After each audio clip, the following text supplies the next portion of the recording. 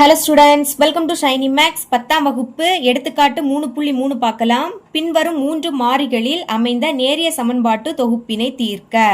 நமக்கு இங்க 3 சமன்பாடு கொடுத்துருக்காங்க. அடுத்து அந்த சமன்பாடுல 3 மாறிகள் இருக்கு. அதோட மதிப்பை தான் கண்டுபிடிக்கணும். அதாவது எக்ஸ் ஒய் இசட் இதோட மதிப்பெண்ணு கண்டுபிடிக்க போறோம். முதல் இந்த 3 சமன்பாடை இங்க எடுத்து எழுதிக்கிட்டேன். இப்போ ஃபர்ஸ்ட் உள்ளத சமன்பாடு 1 எடுத்துக்கலாம். ரெண்டாவது இருக்கக்கூடியது சமன்பாடு 2, கடைசியில் இருக்கக்கூடியது சமன்பாடு 3. எக்ஸ் ஒய் இசட் இதோட மதிப்பை கண்டுபிடிக்கணும்னா இதுல ஏதாவது ஒன்றை கேன்சல் பண்ணணும். இசட்டை கேன்சல் பண்ணலாம், அதான் ஈஸியா இருக்கும். பிளஸ் இசட் அடுத்து மைனஸ் இசட் இது ரெண்டும் கேன்சல் ஆயிடும். அப்போ இந்த 2 சமன்பாடை எடுத்து எழுதிக்கலாமா? முதல் ஃபர்ஸ்ட் சமன்பாடை எடுத்து எழுதிக்கலாம். இது அப்படியே எடுத்து எழுதிருங்க. 3x minus 2y plus z சமத்துக்கு அந்த பக்கம் 2 இருக்கு. இதுக்கு கீழே சமன்பாடு 2 எடுத்து எழுதிக்கலாம். 2x அடுத்து பிளஸ் 3y அப்புறம் மைனஸ் இசட் சமம் 5. இப்போ பாருங்க, plus Z minus Z cancel. அடுத்து இது ரெண்டுமே பிளஸ் கூட்டுங்க. 3 2 கூட்டினா 5. எக்ஸை ஒரு வாட்டி எழுதிக்கணும். மைனஸ் இருக்கு, அப்போ கழிக்கணும். கழிச்சு பெரிய எண்ணோட குறியீட போடணும். கழிங்க. 3ல இருந்து 2 கழிச்சா 1. முன்னாடி 1னா எழுதாண்டாம், இந்த ஒய்யை மட்டும் எழுதிருங்க. இப்போ பெரிய எண் 3 அதோட குறியீடு பிளஸ் சமம். இது ரெண்டும் பிளஸ் தான். கூட்டுங்க. 5 2 கூட்டினா 7. இப்போ இதை சமன்பாடு 4ன்னு எடுத்துக்கலாம். இசட்டை தானே கேன்சல் பண்ணோம், மறுபடியும் இசட்டை தான் கேன்சல் பண்ணோம். ஃபர்ஸ்ட் இது 2 எடுத்துக்கிட்டோம். இனி 2 3 எடுத்துக்கோங்க. ஏன்னா இங்க மைனஸ் இசட் பிளஸ் இசட் இதை கேன்சல் பண்ணிடலாம். ஓகே, சமன்பாடு 2 முதல்ல எடுத்து எழுதிக்கிறேன். அதை எடுத்து எழுதிருங்க. 2x plus 3y minus Z is equal to 5. இதுக்கு கீழே சமன்பாடு 3 எடுத்து எழுதிக்கலாம். இது x plus Y plus Z சமம் 6. இப்போ minus Z plus Z cancel ஆகிடும். எக்ஸை முன்னாடி எதுவும் இல்லாட்டா 1 இருக்குன்னு அர்த்தம். ரெண்டுமே பிளஸ் கூட்டுங்க. 2 எக்ஸையும் 1 எக்ஸையும் கூட்டினா 3x. 1 2 கூட்டினா 3. அடுத்து எக்ஸை ஒரு வாட்டி எழுதிக்கணும். இனி இதுவும் ரெண்டுமே பிளஸ் தான். ஒய்க்கு முன்னாடி எதுவும் இல்லாட்டா 1 இருக்குன்னு அர்த்தம். 1 3 கூட்டினா 4. அடுத்து இந்த ஒய்யை ஒரு வாட்டி எழுதிருங்க. சமம் 6 5 கூட்டினா 11. இது சமன்பாடு 5ன்னு எடுத்துக்கலாம். இப்ப பாருங்க, இங்க எக்ஸும் ஒய்யும் இருக்கு. அதே மாதிரி இங்கேயும் எக்ஸும் ஒய்யும் இருக்கு. இப்ப இதுல ஏதாவது ஒன்றை கேன்சல் பண்ணணும்.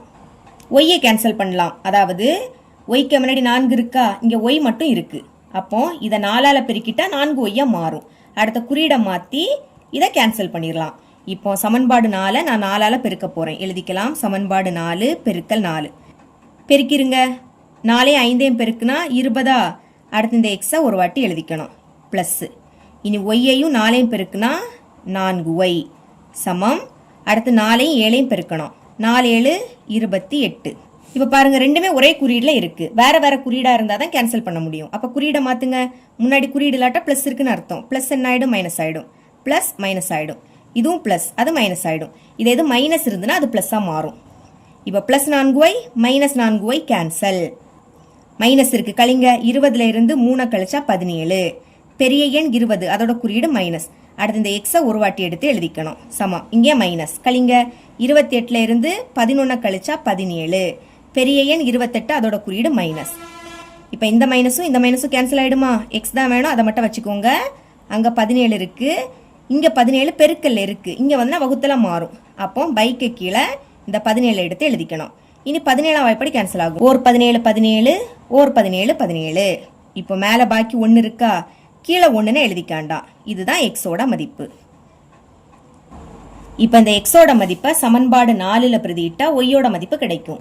அதான் எழுதியிருக்கேன். எக்ஸ் ஈக்குவல் டு 1 என சமன்பாடு 4ல் பிரதியிட. இப்படி எழுதிக்கிட்டு சமன்பாடு 4 எடுத்து எழுதிக்கணும். இப்போ 5 எக்ஸோட மதிப்பு என்னது? 1. அப்ப எக்ஸுக்கு பதில் 1 எழுதிக்கணும். அதுவும் பிராக்கெட்டுக்குள்ள தான் எழுதணும். இந்த ஒய் அப்படியே இருக்கட்டு. அடுத்து 7. ஒய் தானே கண்டுபிடிக்கணும். ஒய்யை மட்டும் வச்சுக்கோங்க. அங்க 7 இருக்கு. இனி பெருக்குங்க. I1 5, அதுவும் பிளஸ் 5. அங்க போச்சுன்னா மைனஸ் 5 மாறும்.